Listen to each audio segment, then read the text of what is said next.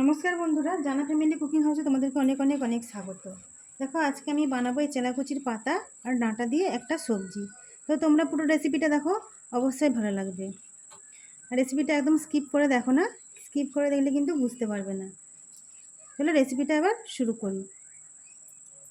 এই তেলাকুচি পাতার যে পাকানো পাকানো যে এইগুলো থাকে, এগুলো দড়ির মতো একটা পাকানো পাকানো থাকে, এইগুলোকে সব আমি কেটে কেটে ফেলে দেবো। আর এই পাতাগুলোকে আমি নিয়ে নেব, নরম নরম পাতাগুলোকে নেব, আর যেগুলো একটু শক্ত পাতা আছে সেই পাতাগুলোকে আমি বাদ দিয়ে দেবো।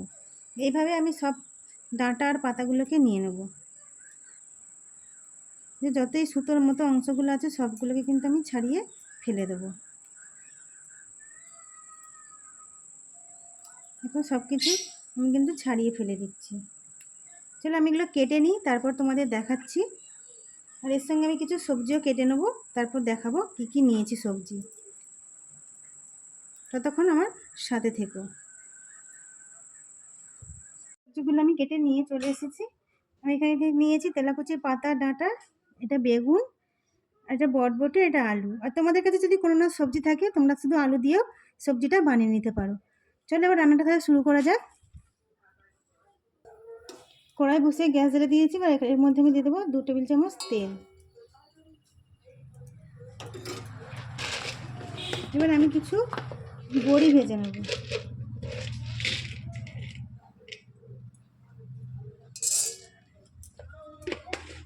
তোমরা এই রান্নাটাতে চিংড়ি মাছও ব্যবহার করতে পারো।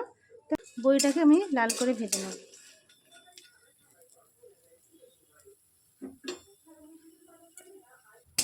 বড়িটা এখানে আমার লালচে করে ভাজা হয়ে গেছে, এবার আমি বড়িটাকে তুলে নেব।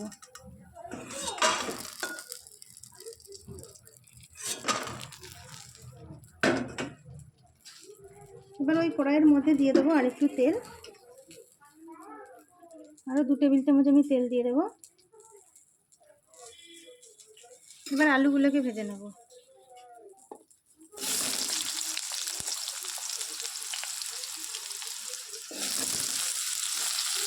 আবারও বলছি, তোমাদের কাছে সবজি না থাকলে তোমরা কিন্তু এই রান্নাটা শুধু আলু, বড়ি, চিংড়ি মাছ দিয়ে আর তেলাকুচি ডাঁটা আর পাতা দিয়েও বানিয়ে নিতে পারো।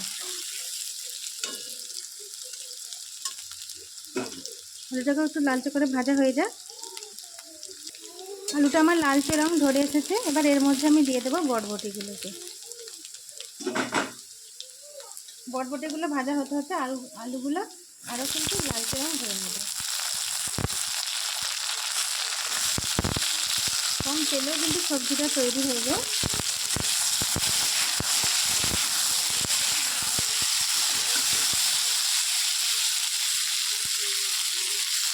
ভালো করে ভেজে নিই আলু আর বটবটিটা, তারপর আবার ফিরে আসছি।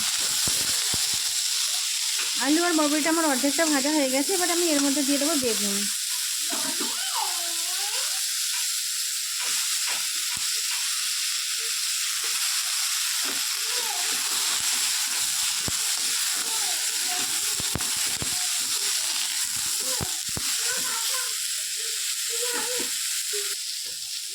আলু আর বড়িটা কিন্তু আমার অনেকটা ভাজা হয়ে গেছে, বেগুনটা এখনও সেরকম ভাজা হয়নি।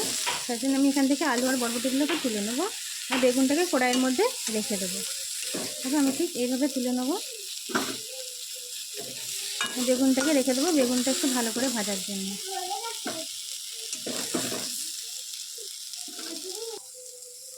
আলু আর বরবটিকে আমি তুলে নিয়েছি, এবার আমি বেগুনের মধ্যে আর একটু তেল দিয়ে দেবো, দিয়ে বেগুনটাকে ভালো করে ভেজে নেবো।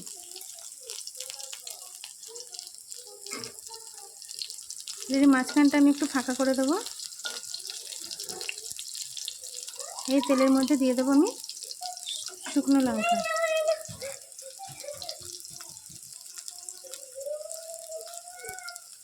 আমি এখানে 5টা মতো শুকনো লঙ্কা নিয়েছি, আমি তেলের মধ্যে ভালো করে ভেজে নেব।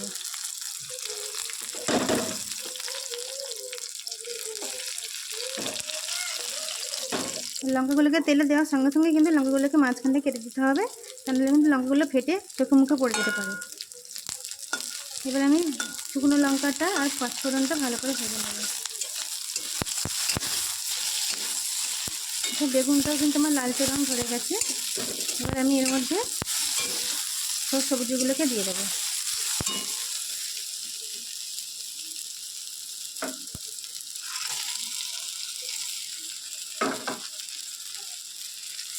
এবার দিয়ে দেবো তেলাকুচির পাতা আর ডাঁটা।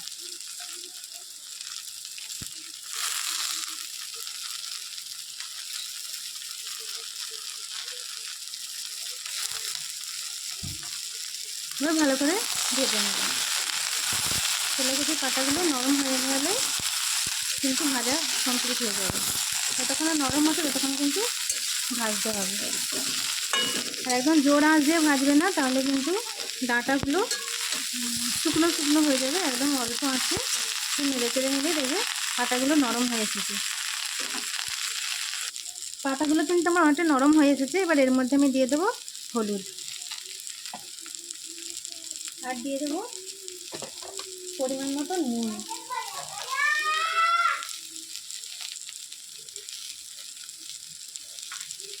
তারপর সব ভালো করে ভেজে নেব।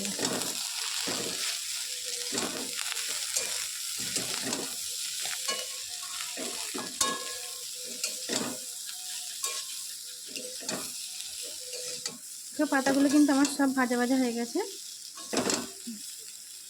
এবার আমি এতে দিয়ে দেবো জল।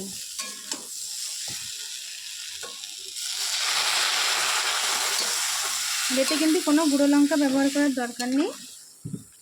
4 থেকে 5টা শুকনো লঙ্কা ফোড়ন দিলে কিন্তু হয়ে যাবে। আর এই সবজিটা বেশি ঝাল ঝাল হলে খেতে ভালো লাগবে না, তার জন্য আমি 4 থেকে 5টা শুকনো লঙ্কা ফোড়ন দিয়েছি।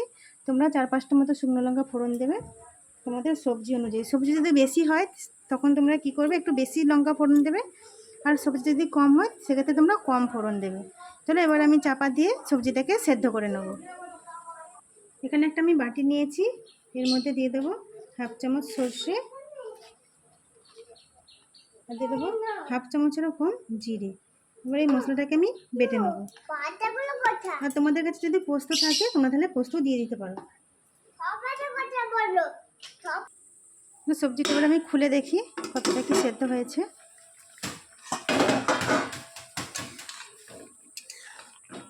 একটা জল টেনে নিয়েছে। দেখো আলুগুলো আমার সেদ্ধ হয়ে গেছে। এবার আমি বাটা মশলাটা দিয়ে দেবো। এখানে আমি সরষে আর জিরে বেটে নিয়েছি, দিয়ে দেবো। বাটি ধুয়ে একটুখানি জল দিয়ে দেবো। বাটি ধোয়া জল দিলে কিন্তু তরকারির স্বাদ বাড়ে। এটা আমার মা ঠাকুমার কাছ থেকে শেখা। এবার আমি ওই তরকারির মধ্যে দিয়ে দেবো সামান্য একটু চিনি। আর তরকারিটার মধ্যে কিন্তু চিনি অবশ্যই করে দিতে হবে, তা নাহলে কিন্তু এই তরকারিটা একদম ভালো লাগবে না।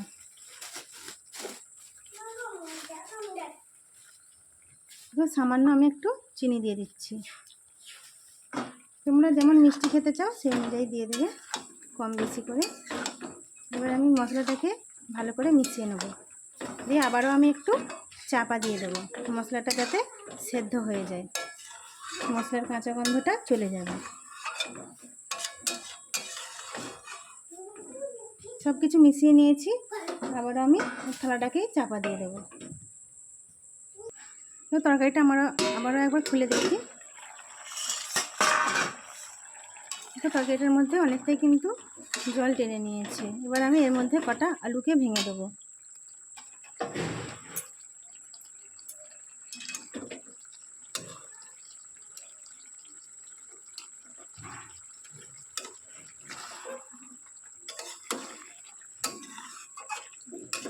তরকারিটা আমার সম্পূর্ণ কিন্তু রেডি হয়ে গেছে।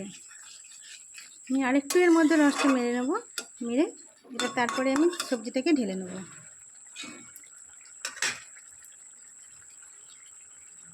রসটা একটু শুকনো হতে থাক, তারপরে ফিরে আসছি। সবজিটা আমার রেডি হয়ে গেছে, এবার আমি সবজিটাকে নামিয়ে নেব।